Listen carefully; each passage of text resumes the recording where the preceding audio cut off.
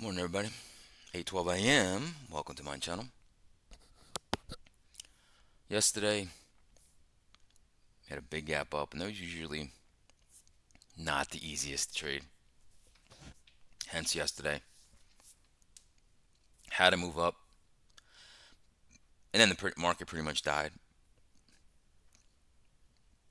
And we did not complete a stat.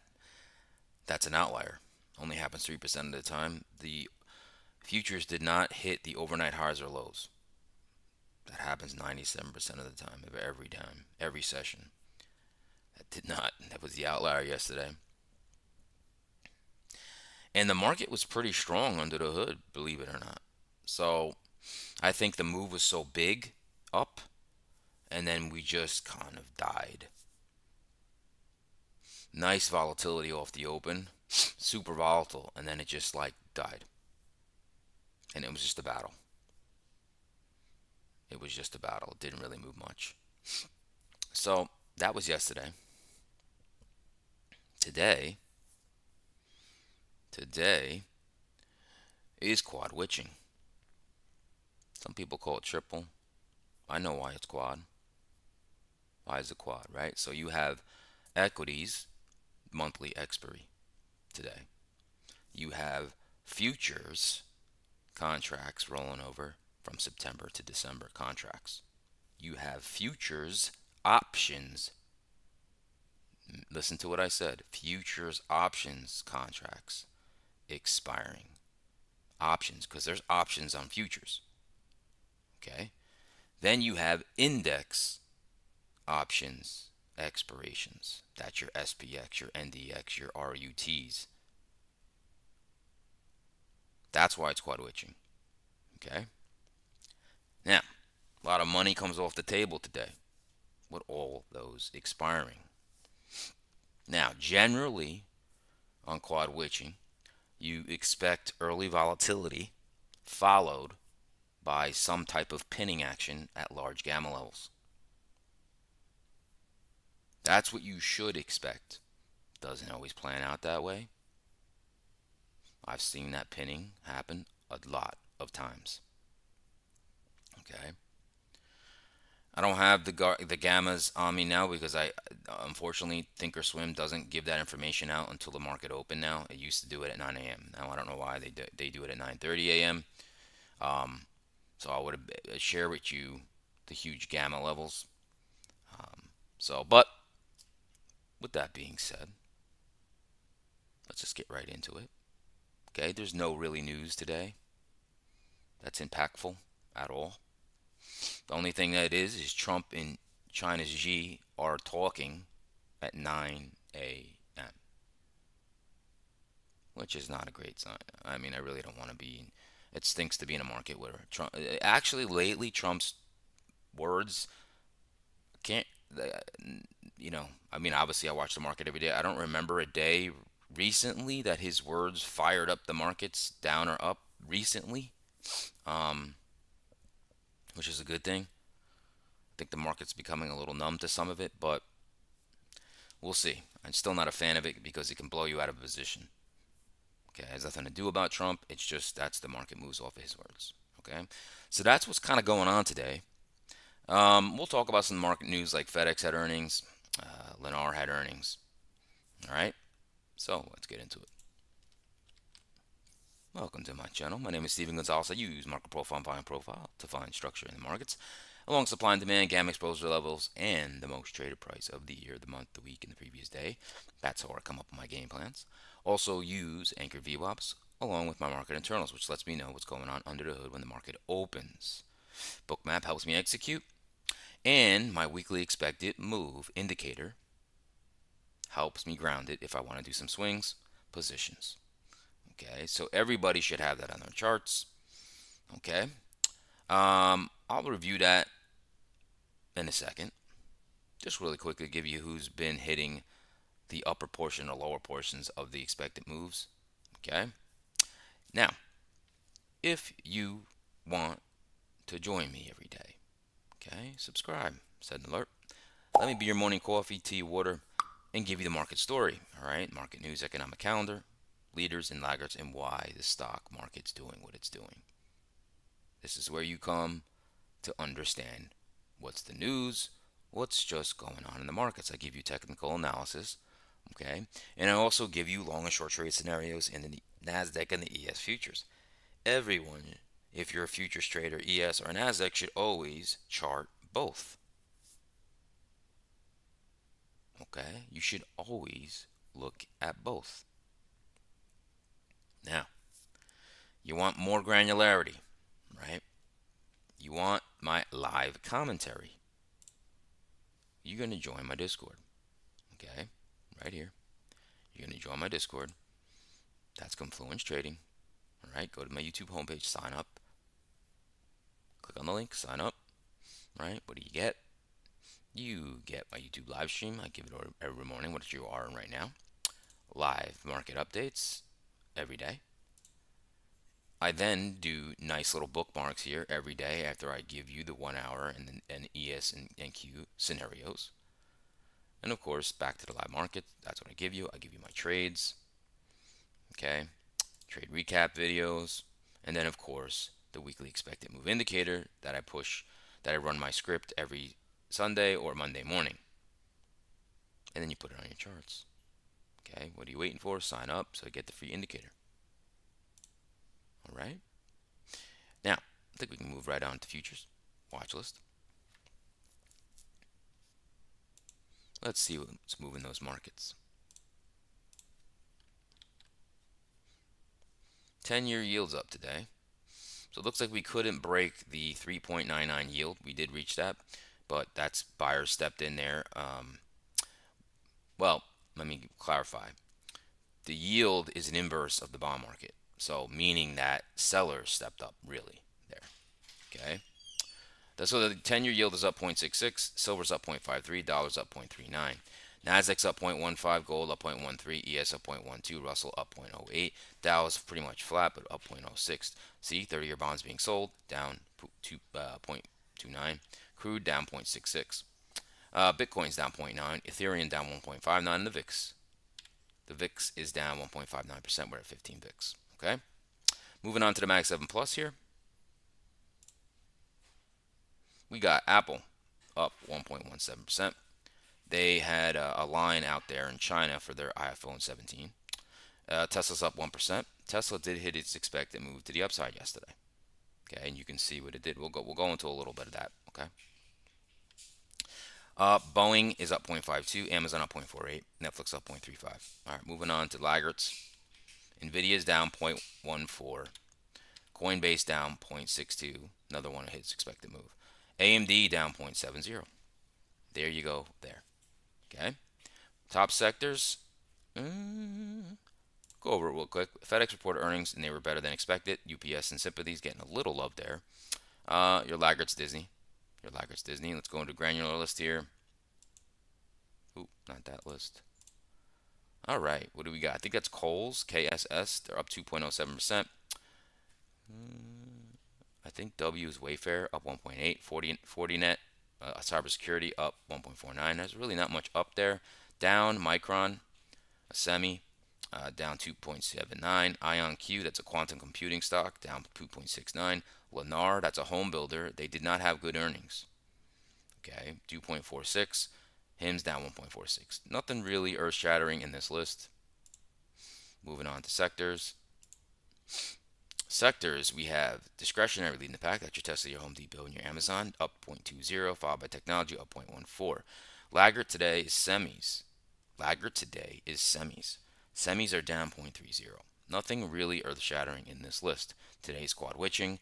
We are kind of coiling up here, so we'll talk about it.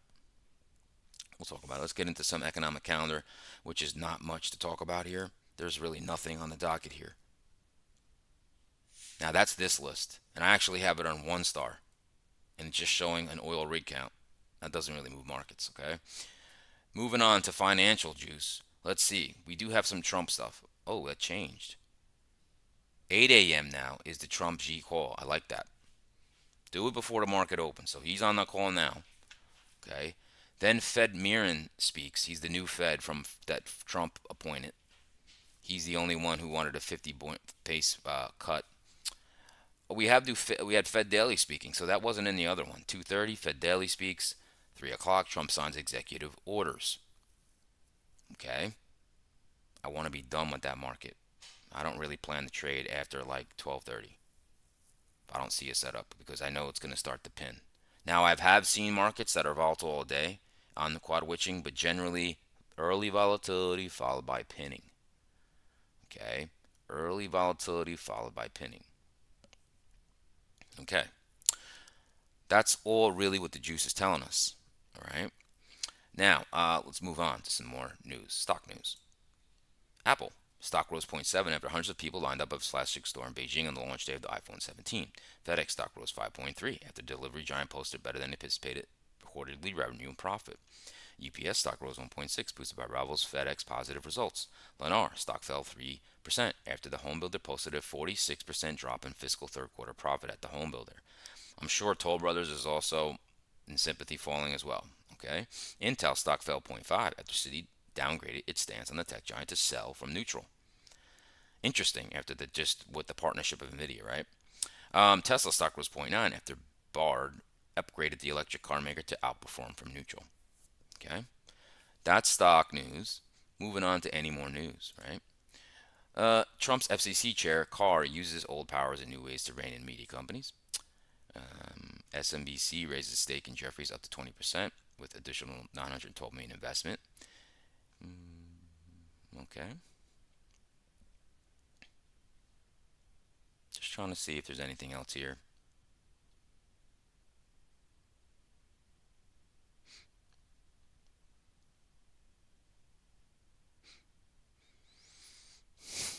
Mm, let's see. Boeing, Jeffries cuts target price 255 from 275. FedEx, JP Morgan's cut target price even as a cut after better than expected earnings. Interesting. Interesting. Okay. Let's real quick. That's all there. Let's just see if there's any upgrades, downgrades here. The list here. Is that list updated for today? Yes, it is. Upgrade Intel. So interesting. Intel got an upgrade and a downgrade today. Tesla upgrade. All right. Downgrades. This list usually just not good. Yep. See, not really good. All right. Moving on. Let's check out breadth real quick. Remember, this is the percentage of stocks over their 20-day simple moving average. You're right in the middle, folks. 50%. Overall, this market is not. It's just in the middle. It explains some of these new all-time highs, then die moves. Okay. I'm going to really quickly go over internals because internals really were kind of strong yesterday. And the market generally would move higher with these internals, okay? So let's go to the market internals and we'll do a little recap here. I'm not going to go into too much detail. I just want to show you that it was never weak. All right, and you had readings of 1.87 to 1 volume going into upstocks versus downstocks in the NYSE. This was actually 2.5 to 1 at one point. This was NASDAQ exchange had 3.1, 3 to 1, but this ended at 2.81, a volume going to upstocks versus downstocks. And what's interesting about this is based off the previous day's close. Right? So, and the internals were strong. I mean, there's nothing really that I was like, wow, this market's just going to range bound. I mean, I understand it peaked out about here. And when I was kind of live, and then I think I went offline, and then I was up with a couple of friends, and I was telling my one friend, documents here, that I think this doesn't make this, I can't see this going higher. And I didn't really have that much of a setup there. And it fell. And then it just died. The market didn't do much. It did take a little here, but like it just didn't really do much. See how it just stayed in this range all day? Typically, when you have the internals, now remember, this is how the internals ended, like here. But they were like in here, look, they were actually getting strong. It just was weird.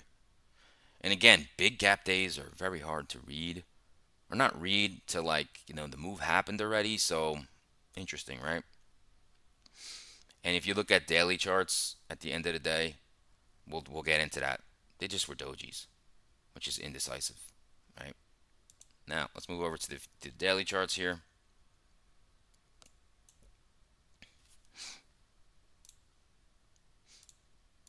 and you'll see what I'm talking about. You had the doji candle here. Okay, doji. You opened here, closed here. Wow. At the end of the day, you did nothing from the open. Okay. You came into the previous day's range and you got bought. And actually, we did do this and then this. And then we just died. You can see we hit the top of that trend channel, right? Maybe some people can say that was what the resistance was, right? Where are we now? 661. What's this called? 662. Horrible trade location. We're right in the middle of yesterday. Let's look at futures. Just not a great location. We're right here. Okay, you're getting some buying access now. Let's see what we do here. See how we just kind of out of sideways in that day yesterday was kind of like a push up and then died. I'm not sure what we do today. Okay, Qs. Qs made all-time highs. Never went back into the previous day's range. So relatively stronger. Relatively stronger. Doji candle as well. Where are we now? 596.90. 596.90 makes us right about here. So they're a little more bullish in the upper third of their range yesterday. Upper third. Okay. Look at futures. See that? Let's see what happens today. Kind of had like a 3-day balance here. Yesterday was kind of pushed out of that. Now, do we get follow through? I don't know, but we're definitely trending up the last couple of hours, or maybe like the last 7 hours or so. Okay, that's what we're looking at there. Okay, if we want to do a brief run through of some stocks in their expected moves. Okay, let's look at the first one, Tesla. Notice where Tesla hit yesterday. Now, folks, I don't make this up. I run the script on Monday morning. You tell me what you think about that indicator. That green is the expected move to the upside, 432.09. You can see the bubble up here, 432.09, right? It still amazes me. Hit its expected move to the upside, and what did it do? Zoop, right? Pretty crazy, okay? The next one is Google. Now we know Google hit its expected move on Monday. Remember what I said? Hey guys, Monday, Google already did its expected move to the upside. What has Google done since then? You tell me. You tell me when on Monday it hit the expected move. Tried to go higher? Nope. Went lower, went a little higher, and came right back to home. See what I mean? If you would have been like, oh my God, I'm long Google on Monday, that is super strong. Did you know about the expected move? Well, if you didn't, how much you getting paid? You're not. Now, don't get me wrong, it went up to 253, right? But if you're trying to swing it and seeing like, all right, I'm waiting for this to break out, right? Next one, Meta. Where did Meta go? You see it? Almost hit its expected move, and then what? Zoop. Now, I mean, every week I show you guys this. I don't know why. If you're watching, you don't have it on your charts. Nvidia. What did it do, folks? Hit its expected move to the downside. And what did we do now? Bounced. See what I'm talking about, right? It's like an invisible electric fence for stocks, right? Now, let's see who else played with an expected move. There's two more. Coinbase. What did it do, folks? There's the expected move to the upside. What did it do? It hit it. So let's say I was long Coinbase from here, and it did that. I'm taking my profits. See how you can use it? I'm taking my profits right there. Last one, folks. We're going to talk about GE. The reason why I follow GE is just because it's the number one holding in the industrial sector. Now, this is bucking the trend right now. Well, bucking my expected move. See, it came up to the expected move early on, right? Early on, hit it, and it's kind of pushing through it. Now, this is an outlier. Today, let's watch if it comes back to home around 294s. I don't know if it will. Okay, right now it is flat, flat in the pre-market. So there's always an outlier sometimes. And remember, this is a low probability to go over it and close outside of it. It's a low probability, right? This is probability. This isn't like I'm showing you. But the reason why I show you, right? What did I all just show you? Expected move mattered, right? And I'm only showing you the one that's bucking the trend. See what I mean? Probability is on my side here. That's what you want to do with the expected move indicator. So just put it on your charts. I mean, do I really have to tout it again? Go to my Discord, Confluence Trading, go to my YouTube homepage, sign up, go to that channel of expected move. Just throw it on your chart. What are you waiting for? Right? What are you waiting for? Okay. Let's look at this hourly charts now. Let's look at the hourly charts together.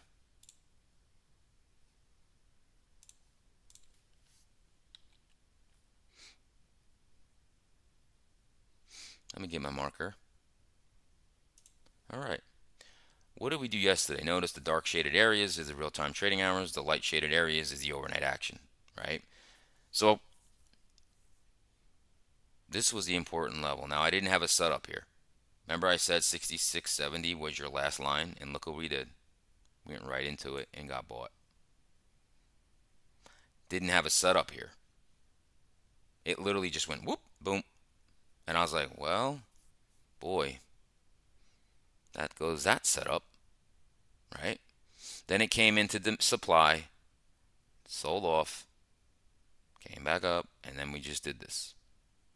And then in the overnight, we went like this. Ooh, boom. Where did we hit? Anchored VWAP from FOMC. That big buying candle. Isn't that funny? Right? Isn't that funny how that anchored VWAP just comes right in there, saves the day, and now look, we're trending up back into where? A consolidation. Right?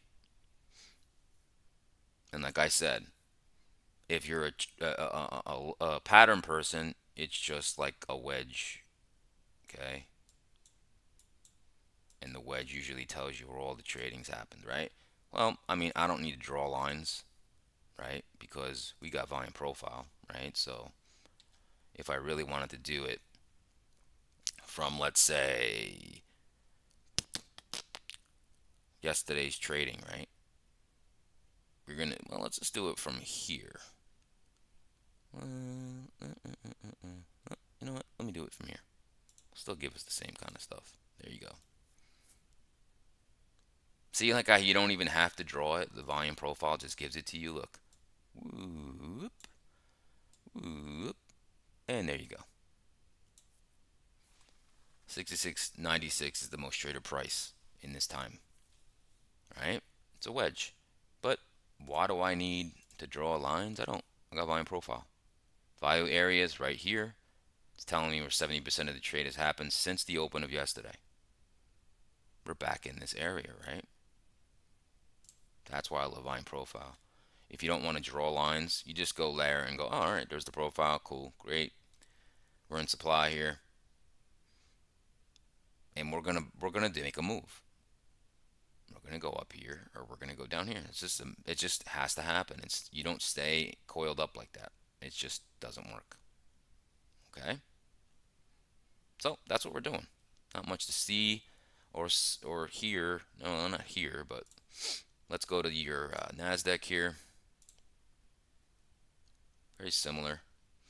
And just notice, because of the strength in the tech, we didn't visit that anchored VWAP from this buy candle of FOMC. It hasn't been tested, right? So it's just structurally better. Is the Qs, is the Nasdaq structurally better? But look at yesterday's most traded price, right here, right? We're also wedging out here. Let's throw the nice little beautiful volume profile from the start of yesterday. Whoop. Boom. Most traded price right here. All this value area is getting a lot of volume, folks. A lot of volume. Okay. So we're going to break out this way or that way. It's only a matter of time. Okay. We're consolidating. Now, is there a shot? Now, don't get me wrong. I think we're going to do this today or do this today at least. And then we might trade in the middle. Okay. Just, it has to happen. But look at this. Look at that little trend. Boop, boop, boop, boop, boop, boop. Buying, buying, buying, buying. So, we'll see. That's hourly charts, folks. We're going to move on. We're going to move on to the market profile and volume profile. Market profile, volume profile. Give me 1 second while I switch my workspace. And we're going to go over and look at that ES. ES. Boop. And this is your market profile and volume profile.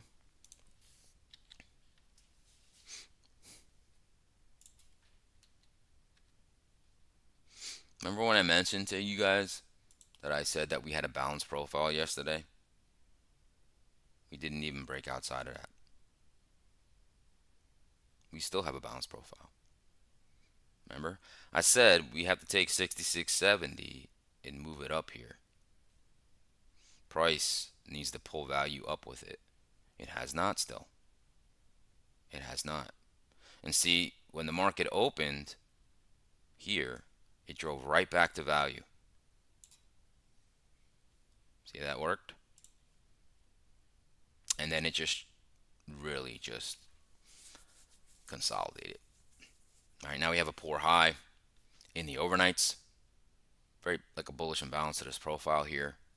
Okay, we're inside yesterday's range. Not a fan of where we're at particularly. Okay.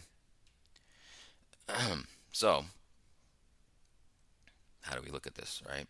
Well, we know our last defense is the 6670s. Okay. And now we have a supply zone. Well, it's about to break it. It's probably going to break this poor high right in front of us. Okay, so I'm going to let that probably break because it probably will. And probably put a proper tail in. Okay, probably put a proper tail in. Remember, an all-time high we still have in the overnight yesterday was that triple top. I wanted that to break that. Okay, look at this triple top still. Boom. That, folks, is weak hands in the market, meaning that big institutions, people who really move the markets, don't care about exact levels. That's when you know it's the small guys trading that. I believe we're poised to break that. Okay. I believe we're going to break this soon too. So let's put this 67.1950. We have supply here. Okay. All-time highs are in overnights right now. That's generally doesn't end like that. Okay. We have a poor high here in the overnight highs. Overnight highs have supply. Okay. And I don't know if we're even gonna how much this is gonna even come into play. Okay. Because I believe this will get broken. Okay. And what was I gonna say? I just lost my train of thought. Oh yeah. This overnight high also lines up with yesterday's value area high. Okay. So let's just see how this pans out. Now, your most traded price of the overnights is 66.97, which happens to be the most traded price of yesterday. Right here. So what I want to do is make a box around the value area low, 66.91, and the most traded price of yesterday. I really believe value area low will probably be a little bit of a last line here for bulls. Okay, so I'm going to break out the session to make you guys see it's just 30-minute bars. That's all it is. Got that poor high here, which I believe is going to get broken. Okay, and let's just see what we do today. All right, let's get into scenarios now. And I'm going to say bull side first. They're in control. Okay, so what do I think could possibly happen? Now, sometimes my scenarios happen like off the first minute. I don't trade the first minute. I don't trade the first 5 minutes. I generally don't trade the first 10 minutes. And that kind of sucks. I'm not gonna lie. When you go, oh well, like yesterday, hit my 66.70 level and bounced, but gave me no setup. No, I had no setup at all. Right. So sometimes that definitely is just a little frustrating when I'm like, there it is. It's like 9:31 and it's making the move I thought it would make, but it doesn't give me like a setup. Hey, what's on your face? Oh, okay. I don't know yet. Yes, mommy. Sorry, I'm just talking to my daughter. She's leaving for school. All right. So let's talk about some scenarios. Okay. So we have a supply zone. What I think is going to probably happen, folks, we're going to break the overnight highs. Okay. What I would like to happen, maybe we tap that supply zone again and pull back. Pull back into where? The most traded price of the overnights and yesterday, 66.97. And if this holds, that could be the nice long to what? Break that poor high from yesterday's overnight session, RTH highs from yesterday, and we can start to move up. Okay.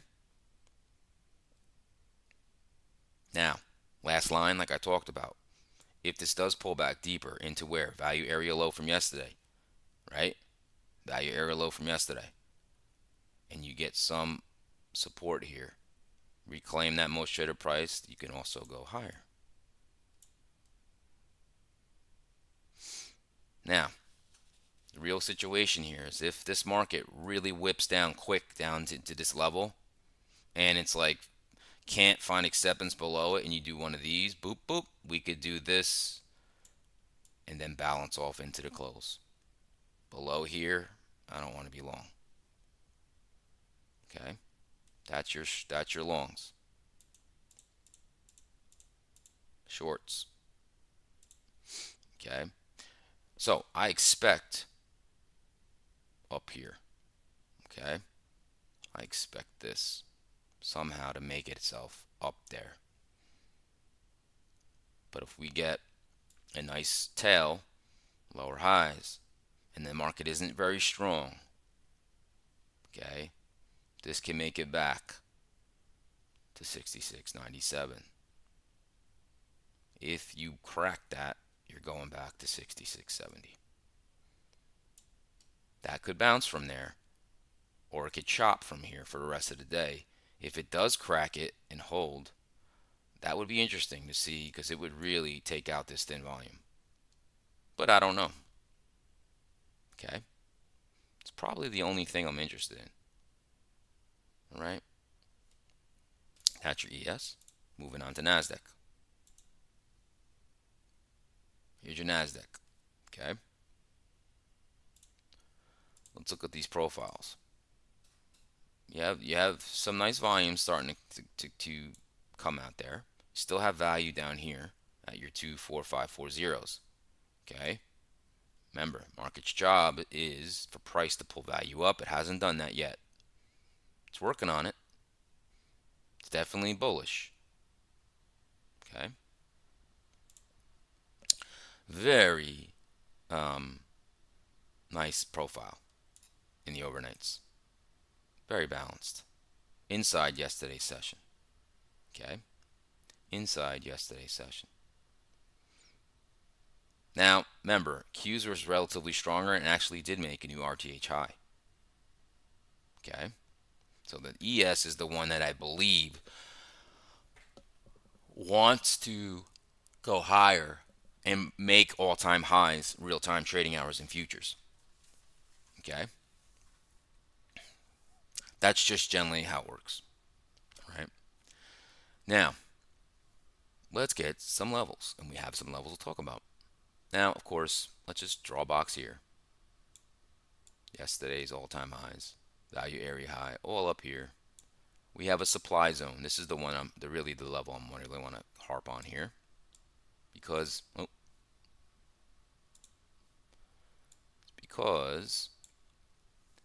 this let's call it 24754.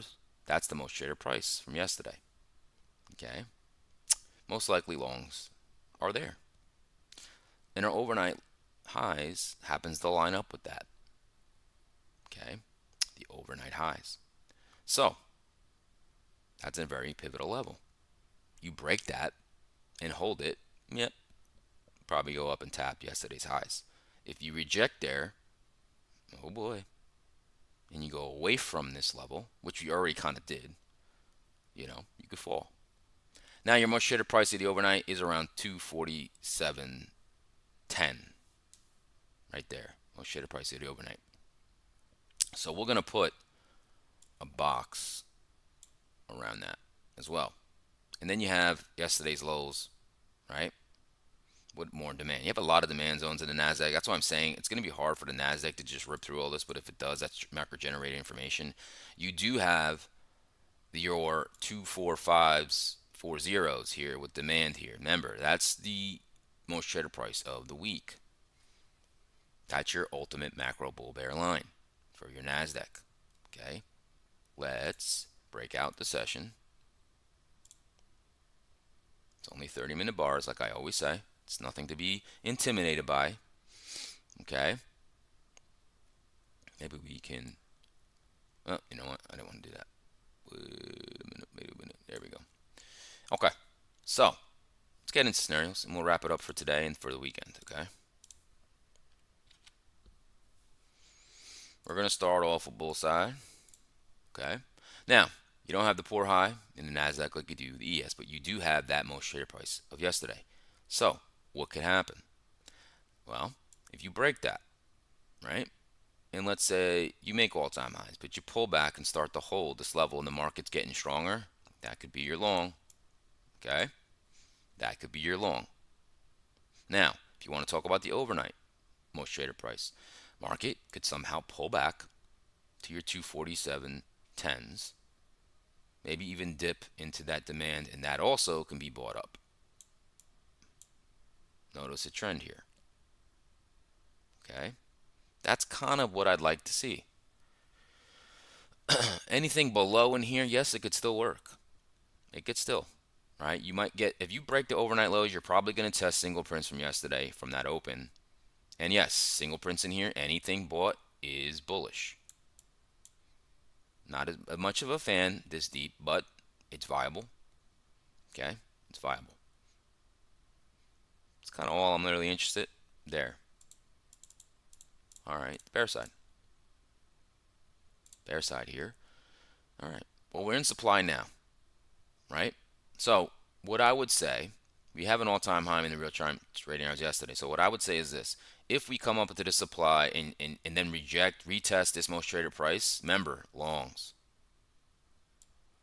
And you fall, you start taking out these overnight lows. I believe you could take out those single prints and return back to value. You got to come through a lot of the demand. However, this might cause a little panic. Okay. Below that, acceptance, woof, you could really fall.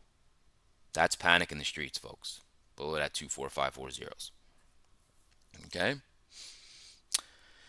Even if we go up here and make new all-time highs, let's say, and the market rips up here quick, early, not strong internals, lower highs, also the same thing.